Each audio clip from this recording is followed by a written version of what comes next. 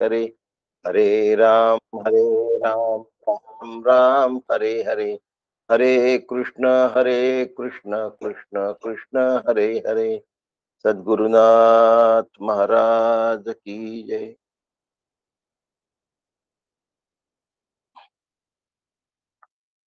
वंशी विभूषित करान्नवनीरदाभा पीतांबरा दरुणबिंब फलादरुष्टा पूर्णेन्दु सुंदर मुखादरविंद नेत्रा कृष्णात् परम किमपि तत्त्वमहं न जाने।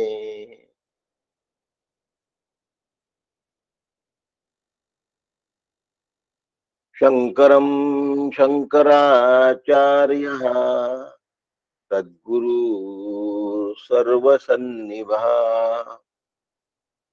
सर्वेषां शंकरः सन्तु सच्चिदानंदरूपिणा।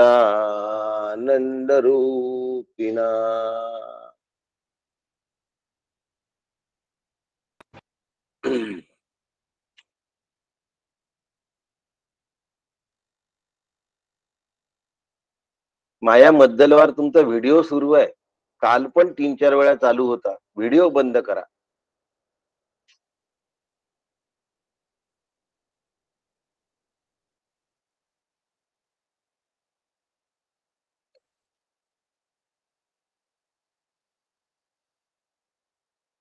सदा शिवसमारंभाम शंकराचार्य मध्यमाम अस्मदाचार्य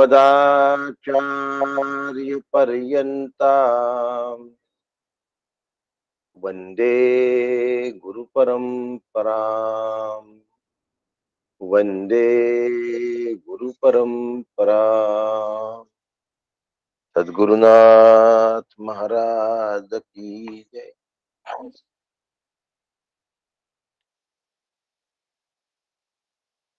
सर्वांमध्ये मीची वाटे तुटले द्वैत बुद्धीचे ताठे अभेदत्व घन दाटे मीची व्यापक जाहलो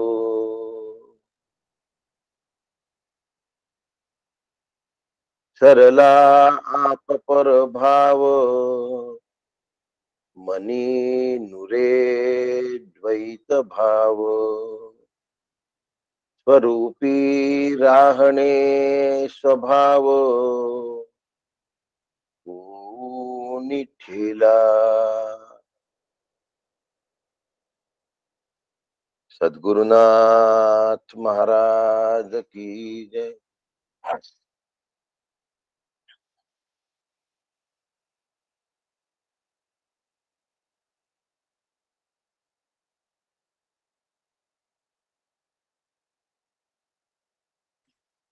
हरे राम राम राम हरे हरे हरे कृष्ण कृष्ण कृष्ण हरे हरे। सद्गुरुनाथ महाराज की जय। परम पूज्य सद्गुरु डॉक्टर काका यांचे चरणी शिरसाष्टांग लोटांगण घालतो. पूजनीय मंदाताईंना साष्टांग नमस्कार घालतो. आदरणीय नीलाताईंना वंदन करतो. आपणा सगळ्यांना प्रणाम करतो आणि आजच्या विषयाला आपण सगळे मिळून शांती पाठाने प्रारंभ करूया. ओम सहनावतु सहनौ भुनक्तु सह वीर्यं करवावहै तेजस्विनावधीतमस्तु मा विद्विषावहै। ओम शांती शांती शांति। हरि ओम। श्री गुरुभ्यो नमः। हरि ओम।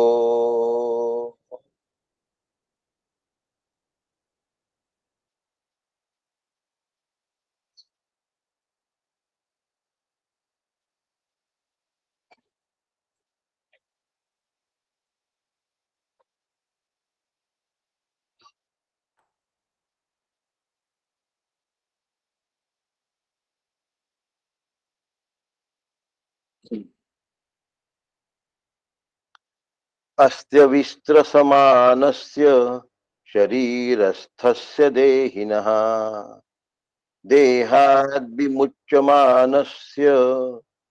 किमत्र परिशिष्यते।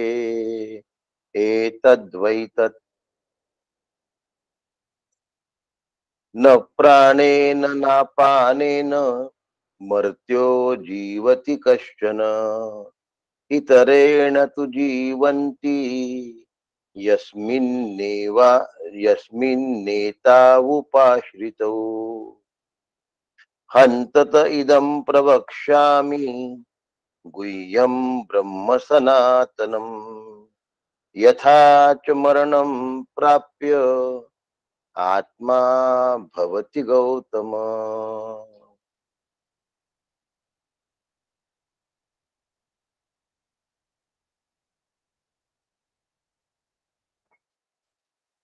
3 मंत्र आज आपण घेणार आहोत.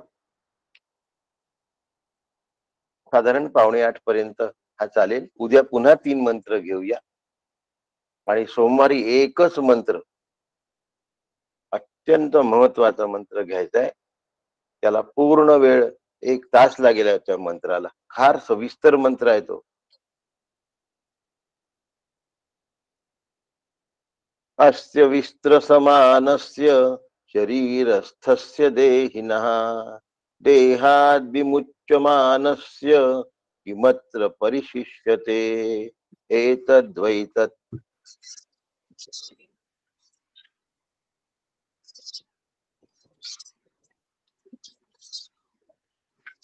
शरीरामध्ये असणारा आत्मा जर शरीरापासून निघून गेला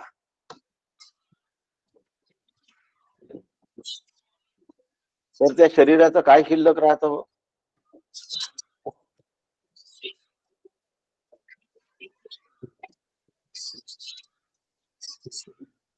त्या शरीराचं अस्तित्व सुद्धा शिल्लक राहत नाही. म्हणजे शरीराचं काहीही शिल्लक राहत नाही. तुम्ही बघा, आईवर अवलंबून असणारं लहान बाळ, त्या लहान बाळाला इतकं समजतं की आई जर दृष्टीआड झाली तर आपलं काही खरं नाही. जंगलामध्ये जर बघाल तर विंडरबीज म्हणजे जंगली गायी, म्हशी, जिराफ,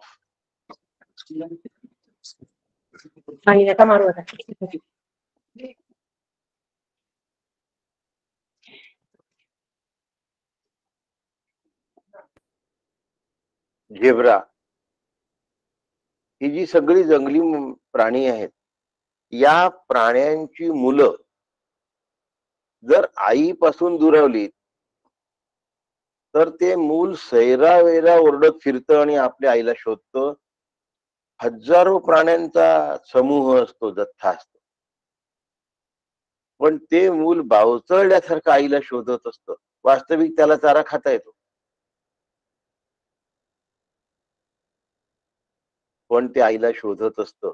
का? आतमध्ये एक भाव आहे की माझं वास्तव्य आईशिवाय योग्य पद्धतीने होऊ शकणार नाही. हा भाव तयार झालाय आत. आता आईशिवाय जर मूल जगणं कठीण असेल, म्हणजे आहे, तर आत्म्याशिवाय देह टिकणं शक्य आहे का?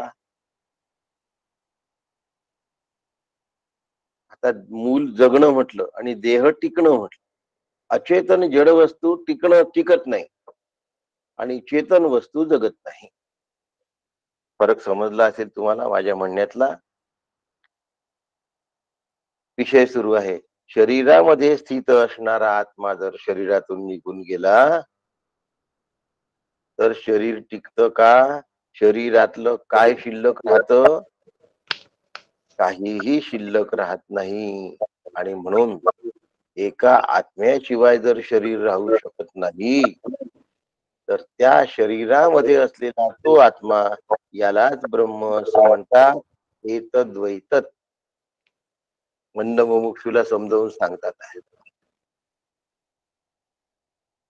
मंद मुमुक्षूला समजावून सांगतात.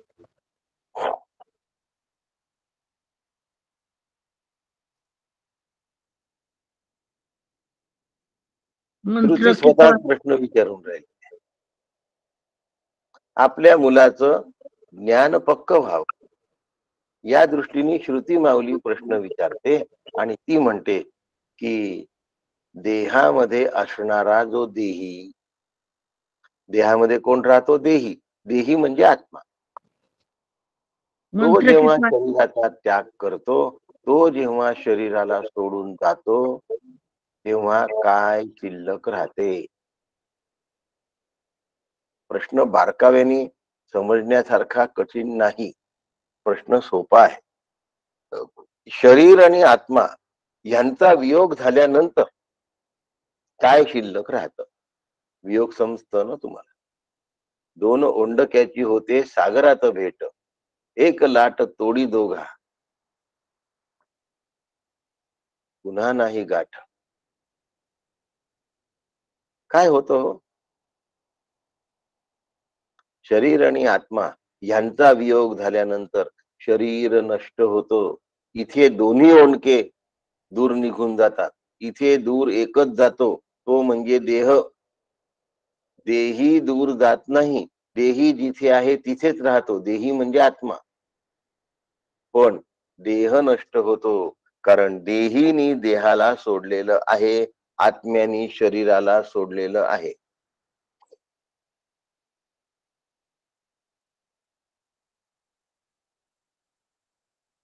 मला असं वाटतं की आपल्या सगळ्यांना माझं म्हणणं समजत. असं असताना सुद्धा असं पुन्हा वाटतं की नाही, थोडस समजावून सांगितलं पाहिजे.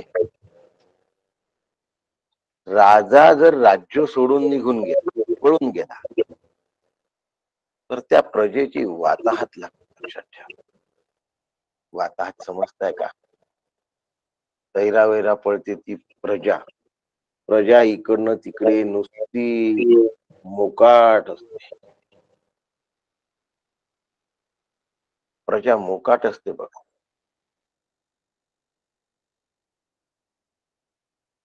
म्हणून राजा ज्या वेळेला युद्धातून पळून जातो, राजा ज्या वेळेला युद्ध हारतो, राजा ज्या वेळेला आपला प्राण गमावतो, त्यानंतर प्रजेचे हाल बघवत नाही. वाटेल तसे हाल त्या प्रजेचे केल्या जातात आणि त्या प्रजेला नष्ट सुद्धा केल्या जात. तस आत्म्याने जर शरीर सोडलं तर त्या शरीराला नष्ट होण्याशिवाय पर्याय राहत नाही. एका क्षणामध्ये इंद्रियांची सगळी शक्ती संपते. एका क्षणामध्ये इंद्रियांची सगळी शक्ती संपते आणि मग इंद्रियांची चेतना संपल्यानंतर अचेतन जड शरीर, त्याला कलेवर असं म्हणतात, त्याला प्रेत असं म्हणतात. मग त्या शरीरातल्या इंद्रियांमध्ये असणारी जी चेतना आहे ती त्या इंद्रियांची नसून आत्मस्वरूपाची आहे. कार्य कारण संघातातून काहीही निष्पन्न होत नाही. कार्य कारण संघात म्हणजे काय?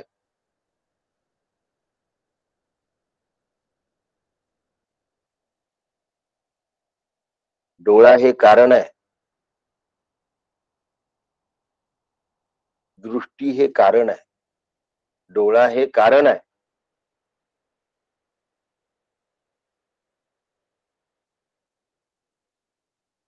कार्य कारण संघात.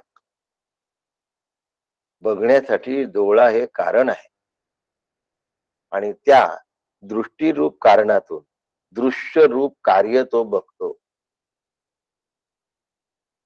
डोळ्याच्या दृष्टीरूप कारणातून दृश्य रूप कार्य डोळा बघतो. आता आत्मा निघून गेला तर असलेला डोळा कार्य करतो का हो? नेत्रदान का बरं करायचं? केलं पाहिजे अशा अर्थाने मी बोलत नाही हा. तो अचेतन जड डोळा दुसऱ्या चेतनामध्ये स्थिर करावा लागतो, तेव्हा तो कार्य करतो. पण ह्या गेलेल्या शरीरामध्ये तो डोळा कार्य करू शकत नाही. ज्याप्रमाणे राजाने राज्याचा त्याग केला तर प्रजेची दयनीय अवस्था होते, तशी आत्म्याने देह संघाताला सोडून दिलं तर देह संघाताची, देह म्हणजे इंद्रिय संघात, इंद्रिय संघाताची दयनीय अवस्था होते. भगवद्गीता आठवत असेल तर मयाध्यक्षेण प्रकृती तू येते सचराचर. आता अध्यक्षच गेले, त्या सभेला अर्थ उरतो का? अध्यक्षच गेले तर त्या सभेला अर्थ उरतो का? नाही उरत. आणि म्हणून आचार्य या ठिकाणी शंका स्पष्ट करतात की प्राण अपान शरीरातून निघून गेले तर शरीर मृत होतो, पण प्राण आत्मा निघून गेला आणि प्राण अपान शिल्लक आहे तर शरीर जिवंत राहत नाही, एवढा त्याचा स्पष्ट अर्थ निघतो. आणि म्हणून प्राणामुळे शरीर जिवंत आहे असं समजण्याचं अजिबात कारण नाही. आता हा हात इथून वर करता येतो प्राणामुळे, या ठिकाणून दृष्टी त्या ठिकाणावर जाते प्राणामुळे, अन्नाचं चयापचय होतं प्राणामुळे. आपण म्हणतो सुद्धा मंत्र, अहम वैश्वानरो भूत्वा प्राणीनाम देहमाश्रिता प्राणापान समायुक्तः पचाम्यन्यम चतुर्विध.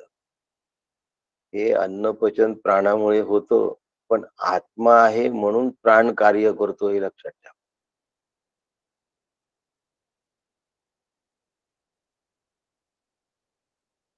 आपण बसमध्ये बसतो,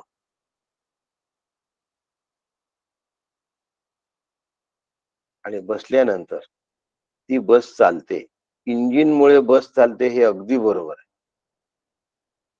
इंजिनमुळे बस चालते यात जरा सुद्धा शंका नाही. पण त्या इंजिनला कोण चालवतो? तोच जर नसेल तर इंजिन स्वतःहून चालेल का? आणि तो जो असतो तो चेतन लागतो, लक्षात ठेवा. तो जो असतो तो चेतन लागतो.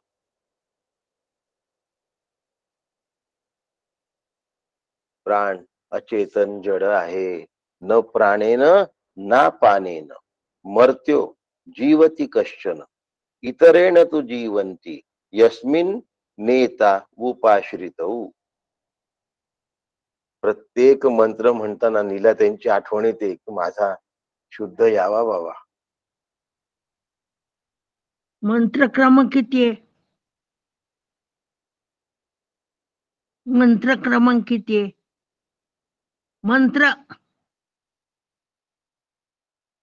मंत्र क्रमांक किती चालू आहे? मंत्र क्रमांक 5 आहे.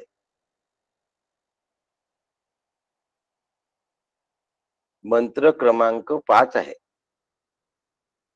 आता तुम्ही मला अध्याय विचाराल तर दुसरा आहे, वल्ली विचाराल तरी दुसरी आहे. 2 2 5. आलं लक्षात अनुराधाताई? पुस्तक समोर असावं. वल्ली पहिलीच पाहिले म्हणून माझं चुकायले सगळं. मग आता काय करायचं सांगा? एवढ्या दिवसापासून आपलं कठोपनिषद सुरू आहे आणि तुम्ही जर पहिलीच वल्ली बघाल, मी काय करू?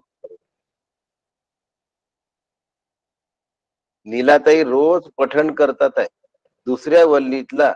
दुसऱ्या अध्यायातली पहिली आणि दुसरी वल्ली म्हणतात. पठण करत असताना तुम्ही पुस्तक समोर ठेवत नाही आणि मग पहिला अध्याय पाहता, त्याला काय करायचं? खरंय.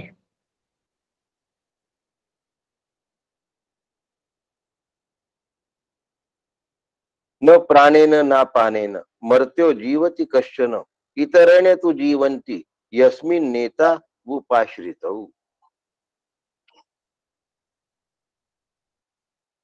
कोणताही मर्त्य जीव किंवा प्राण अपानामुळे जगत नाही. कोणताही जीव मर्त्य प्राण किंवा अपानामुळे जगत नाही. लक्षात ठेवा, कोणताही जीव कॉमा मर्त्य प्राण किंवा अपानामुळे जगत नाही, म्हणजे प्राण आणि अपान मर्त्य आहेत. मग प्राण आणि अपान हे कोणाच्या आश्रयाने राहतात, कोणाच्या सत्तेने जगतात? आत्म्याच्या आश्रयाने राहून आत्म्याच्याच सत्तेवर जगतात. याचं आता स्पष्टीकरण. आम्ही काय म्हणतो? प्राण गेले, झालं. प्राण गेले म्हणजे तो गेला नव्हे, तो गेला म्हणून प्राण गेले. त्यांनी क्विट केलं शरीराला, त्यांनी सोडलं शरीराला, त्यांनी त्याग केला शरीराचा.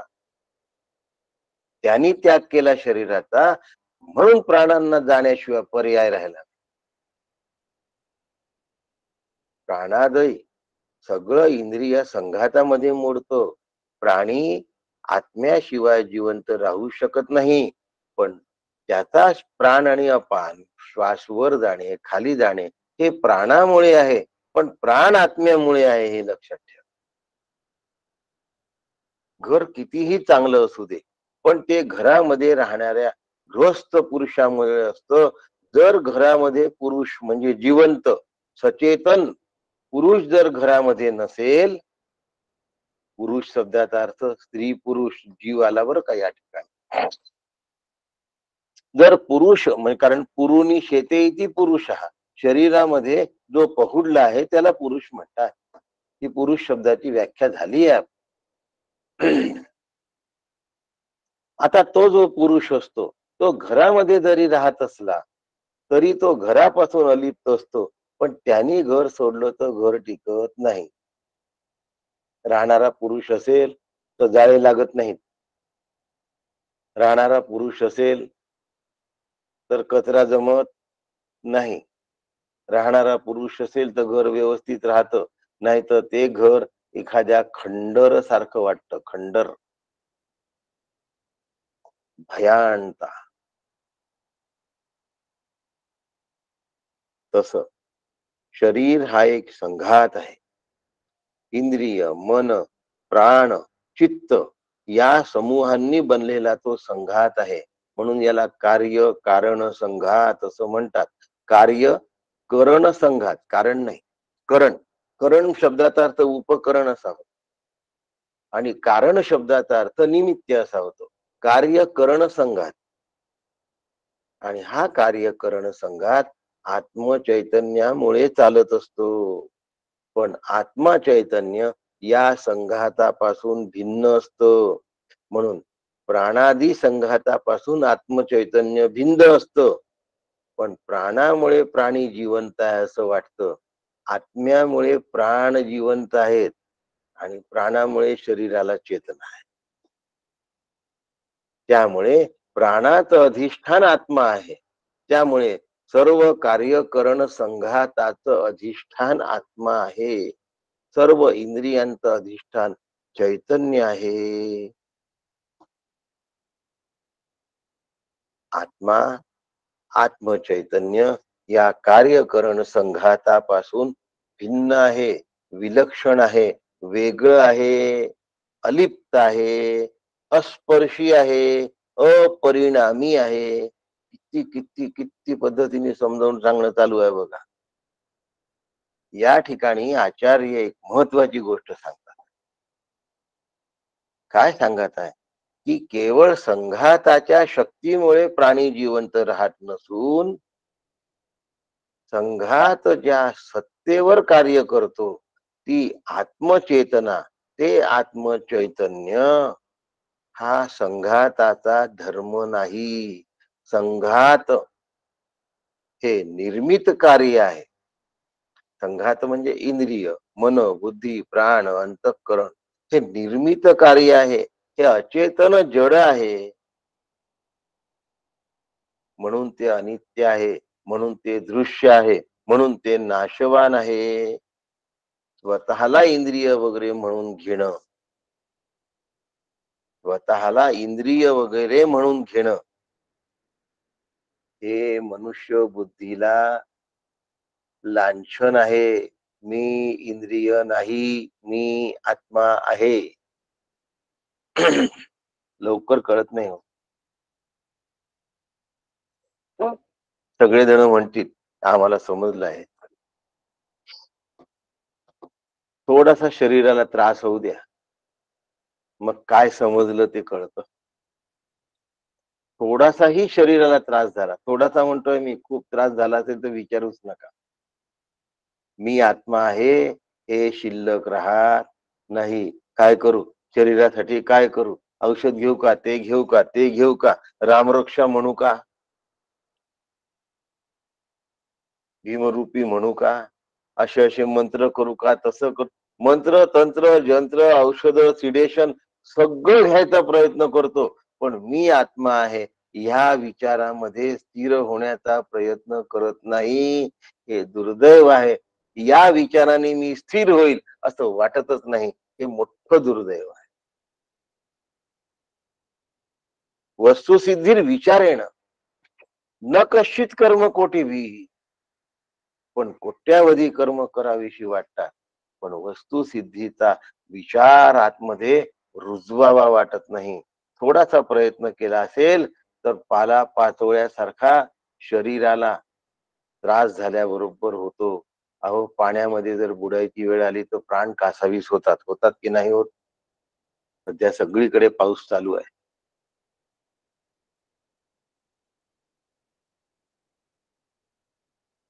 पाला पाचोळ्यासारखा तत्वज्ञान उडून जातं. काका सांगतात तत्वज्ञान एवढं पक्क रुजवावं लागतं की प्रवचनामध्ये तत्वज्ञान सांगणं सोपं आहे. प्रत्यक्षात तत्वज्ञान जेव्हा उतरवतो ती कसोटीचे क्षण असतो, आणि तो असतो शरीरावर झालेला आघात, आजार. त्यावेळी माणसाची मनस्थिती सुस्थिर राहण्यासाठी जर काही करायचं असेल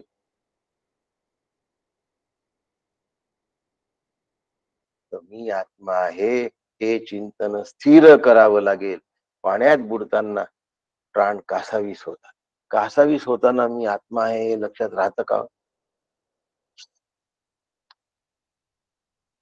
आपल्या यवतमाळच्या जवळ, वर्धा जिल्ह्याला लागून पण यवतमाळच्या बाउंड्रीला पवनार नावाचं गाव आहे. पवनार, तिथे आचार्य विनोबा भावे राहतात, ज्यांनी गीताई लिहिली मराठीत. गीतेवर मराठीत लिहिलं ते आचार्य विनोबा भावे पूर्वी राहत असत. नेहमी नागपूरला जाताना पवनार आश्रमावरून जावं लागतं, आणि मला नेहमी एकच गोष्ट लक्षात राहते. त्या पवनार नदीला, त्या नदीचं नाव आहे, कोणाला आठवत असेल तर सांगून द्या.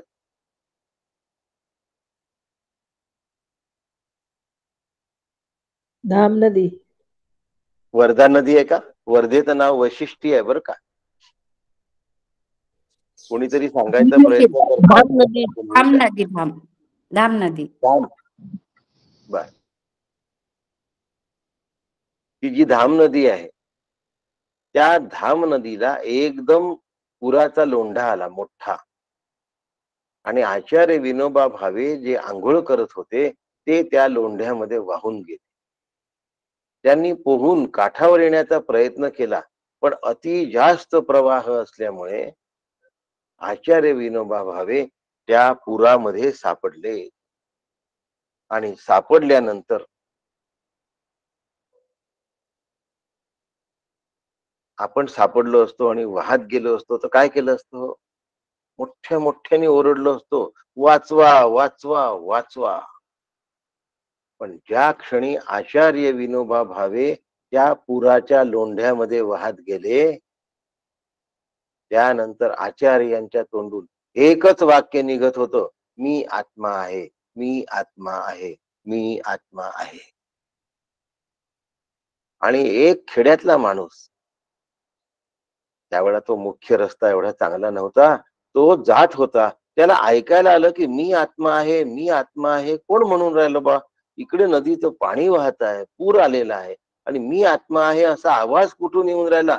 म्हणून त्यांनी पाहिलं, आचार्य विनोबा भावे वाहून जात होते आणि वाहताना मी आत्मा आहे, मी आत्मा आहे म्हणत होते. मला वाचवा, मला वाचवा म्हणत नव्हते.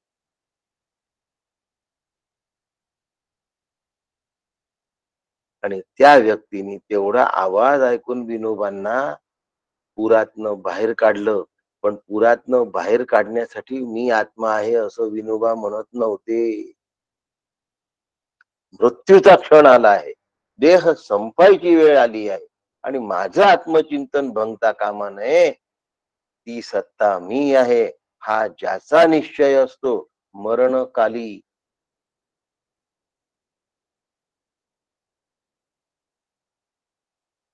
त्याचं तत्वज्ञान पक्क झालंय, लक्षात ठेवा. गुरुशिवाय ही गोष्ट शक्य नसते.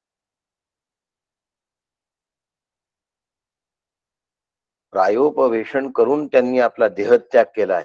असामान्य व्यक्तिमत्व होत.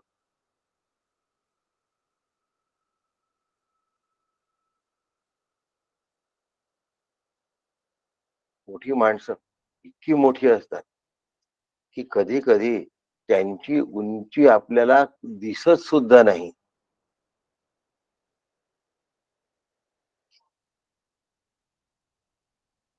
शरीर म्हणजे इंद्रिय नव्हे, शरीर म्हणजे संघात नव्हे.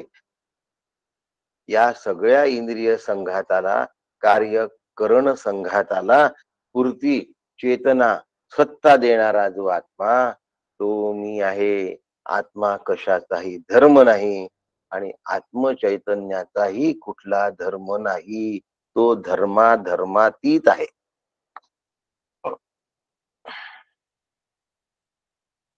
आत्मा धर्मातीत आहे.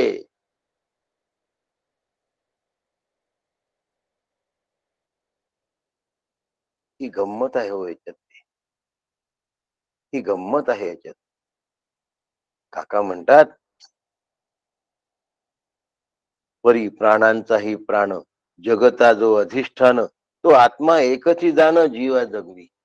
जीवाला कोण जगवताय? आत्मा जगवत. घरांची भुवरी बांधणी ती चेतनाचीच करणी, चुना विटांचे मेळणी कदा न होय.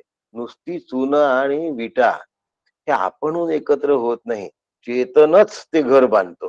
म्हणजे जिवंत व्यक्तीच घर बांधतो की नाही.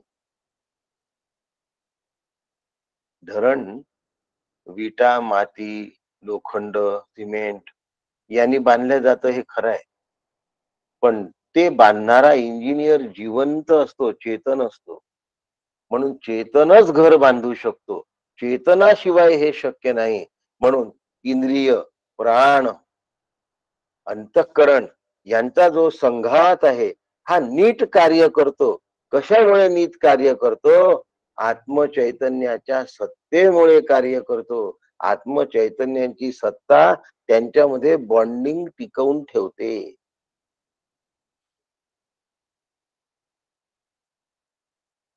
तैसी अष्टधा प्रकृती जरी, येई एके देही तरी, आत्म्या विनती अपुरी जडची राहे. कितीही देहाच्या ठिकाणी अष्टधा प्रकृती एकत्र आली तरी सुद्धा ती जडच आहे, ती चेतनाहीनच आहे. मग तो प्राण असेल तरी सुद्धा प्राणामध्ये चेतना आत्म्याची आहे, लक्षात. आत्मचेतना आहे प्राणामध्ये. प्राण्यांमध्ये आत्मचेतना आहे हे तर खरंच आहे. पण प्राण, अपान, व्यान, उदान, समान हे जे आहेत यांच्यामध्ये चेतना आहे. म्हणून प्राणपणाने संघाताला सांभाळतात. उपनिषदामध्ये कथानक आला आहे, डोळा म्हणतो मी श्रेष्ठ, कान म्हणतो मी श्रेष्ठ. प्राण हसायला लागतो. तो म्हणतो ठीक आहे. डोळा गेला तरी शरीर राहतं. कान गेला तरी शरीर राहतं. हातपाय गेला तरी शरीर राहतं. कर्मेंद्रिय गेलं तरी शरीर राहू शकतं. ज्ञानेंद्रिय गेलं तरी शरीर राहू शकतं. अंतःकरण गेलं, रात्री झोपेत जातं रोज, तरी शरीर राहू शकतं. पण प्राण गेले तर शरीर राहू शकत नाही. म्हणजे सर्व कार्य करण संघातातला प्राण श्रेष्ठ आहे. पण तो प्राण आत्म्याच्या सत्तेवर आहे. आत्मा जर तिथे आपलं अस्तित्व प्रगट त्यांनी दाखवू शकला नाही, इच्छी नसेल, तर प्राण कार्य करू शकत नाही.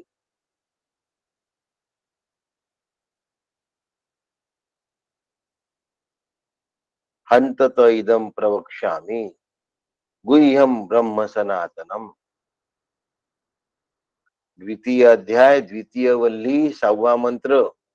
हंतत इदम प्रवक्ष्यामि गुह्यम ब्रह्म सनातनम यथा च मरणम प्राप्य आत्मा भवति गौतम.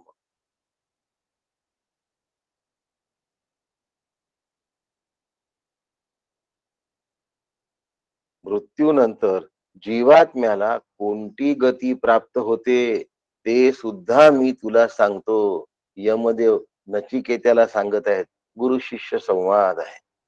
आणि गती सांगण्यासाठी हा संवाद नाही, आत्मा सर्वश्रेष्ठ आहे, तो तू आहेस हे सांगण्यासाठी हा संवाद आहे.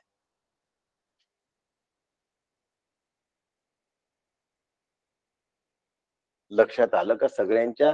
आत्मा सर्वश्रेष्ठ आहे आणि तो आत्मा मी आहे हे सांगण्यासाठी हा संवाद आहे, लक्षात ठेवा.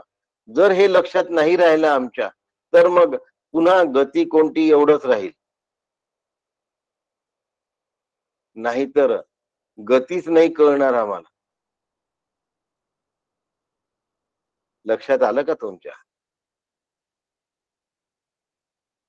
नाहीतर सगळं लक्ष गतीकडे. काही लोकांना फारच हे असतं, मरणानंतरची स्थिती, जन्मानंतरची स्थिती, मरणानंतरची स्थिती खूप असतं लोकांना. त्याच्या मागे लागू नका. मी कोण आहे याच्या मागे लागा. माझं स्वरूप काय आहे याच्या मागे लागा. श्री गुरु आपल्या शिष्याला चिरंतन ब्रह्माचं गुह्य स्वरूप, गुह्य रहस्य सांगतात आहे. मरणानंतरची स्थिती सांगण्यासाठी नसून आत्मस्वरूपाबद्दल गुरु शिष्याला सांगतात आहे. लक्षात ठेवा, 5 मिनिटात हे सांगणार आहे मी आणि थांबणार आहे. आज आणि उद्या 7:45 पर्यंत घेणार आहे. कारण हे श्लोक खूप जास्त वर्णन करण्याचे नाही, 3-3. आणि त्यानंतरचा एकच श्लोक तासभर घेणार आहे. श्री गुरु सांगतात की ब्रह्म सनातन आहे, ब्रह्म चिरंतन आहे, ब्रह्माचे गुह्य स्वरूप गूढ आहे. रहस्य पुन्हा एकदा सांगतो, ज्ञानाने अज्ञान कल्पित संपूर्ण संसाराचा ध्वंस होतो. आत्मज्ञानाने जन्म मृत्यूच्या चक्रातून माणूस सुटतो.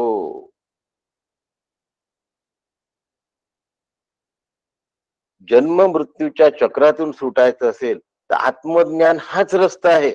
दुसरा कुठलाही रस्ता नाही आणि दुसरा कुठला रस्ता असू शकत नाही.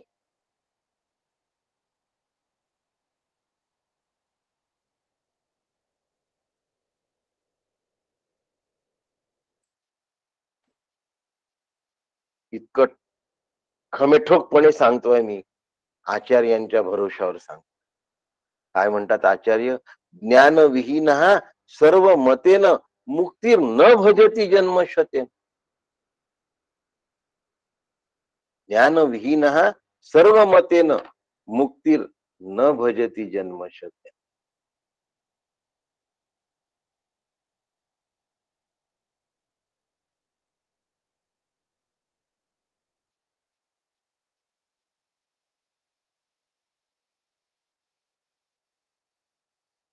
आत्मज्ञान झाल्याशिवाय मुक्ती होण्याची शक्यता नाही. जागृती आल्याशिवाय स्वप्नातून बाहेर येता येईल का हो? तसं आत्मज्ञानाच्या जागृतीशिवाय जन्म मरणाच्या चक्रातून बाहेर पडता येत नाही.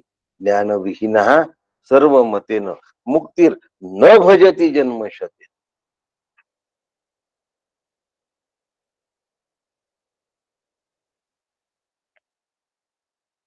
आत्मस्वरूप जाणले नाही म्हणजे आत्म्याच्या अज्ञानामुळे जीवाला मृत्यूनंतर अनेक प्रकारच्या गती, अज्ञानी जीवाला प्राप्त होणाऱ्या योनी, प्राप्त होणाऱ्या गती, त्याचं वर्णन पुढल्या मंत्रांमध्ये आहे. मंत्र क्रमांक 7 पासून तेही मी थोडक्यात घेणार आहे.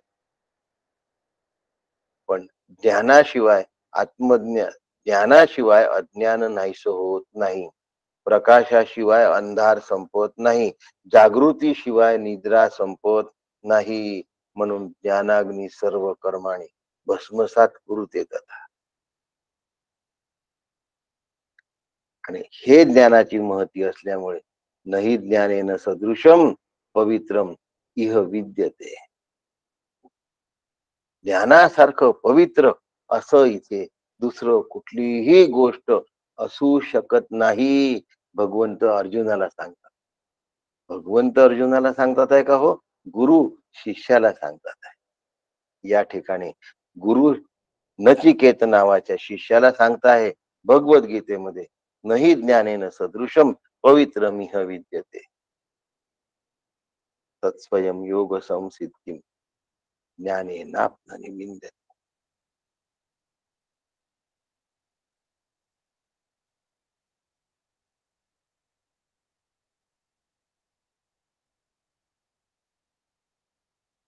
इतकं सगळं स्पष्ट सांगितल्यानंतरही ज्ञान प्राप्ती करून घेणं हे माझं ध्येय होतच नाही. आम्हाला आपला सगळा संसारच करावा असं वाटतं. अहो, झाले ना मुलं बाळ मोठे, तरी संसारच करावा असं वाटतं. कधी संपवणार?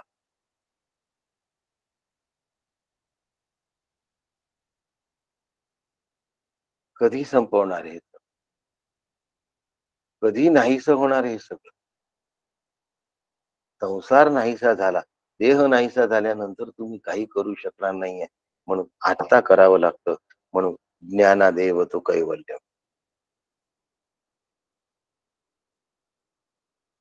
अज्ञान कल्पित संपूर्ण संसाराचा ध्वंस ज्ञानानी होतो. म्हणून ज्ञानाग्नी सर्व कर्माणी भस्मसात कुरुते.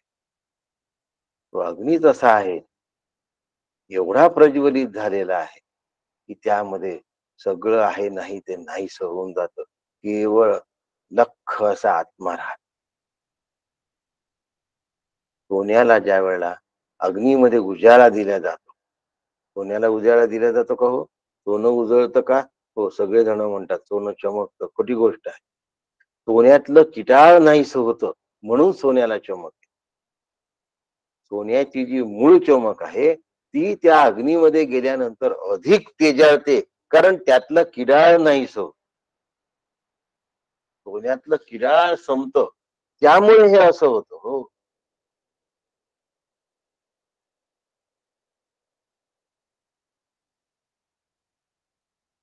अशा पद्धतीने जन्म मृत्यूच्या चक्रातून सुटायचं असेल तर आत्मज्ञान हेच त्याचा रस्ता आहे. म्हणून ज्ञानयुक्त ध्यान पाहिजे. नुसतं बकत ध्यान चालत नाही. डोळे बंद करून बसलेलं ध्यान चालत नाही. ज्ञानयुक्त ध्यान पाहिजे. असं म्हटलं की गडबड होते सगळी. आम्ही जे करतो त्याला बरोबर म्हणा, हा अट्टहास असतो लोकांचा. आज पुन्हा 7:45 झाले आहेत. उद्या आपण पुन्हा 3 मंत्र घेणार आहोत. 7, 8 आणि 9 असे आपण झालं तर 10वं पण घेऊ. असे उद्या घेऊया. आणि त्यानंतर मग मात्र महत्वाचा मंत्र येतोय. सूर्यो यथा सर्व लोकस्य चक्षुर 11 नंबरचा. एको वशी सर्व भूतांतरात्मा 12 नंबर. नित्य अनित्यानाम चेतनश्चेतनानाम न तत्र सूर्यो भाती न चंद्र तारकम. हे अत्यंत मोलाचे मंत्र आहेत. या मंत्रांसाठी आपण भरपूर वेळ पुरेसा वेळ देऊ आणि सखोल चिंतन करूया. आपण या ठिकाणी थांबू. राम कृष्ण हरी. उद्या आपण बघणार आहोत कोणाला कसं जन्म. रामकृष्ण हरी काका. रामकृष्ण हरी. खूप छान माहिती, खूप अनुराधाताई तुमचं सारखं अनम्यूट होत होता हो. रामकृष्ण हरी. सारखं येत होतं. रामकृष्ण हरी काका.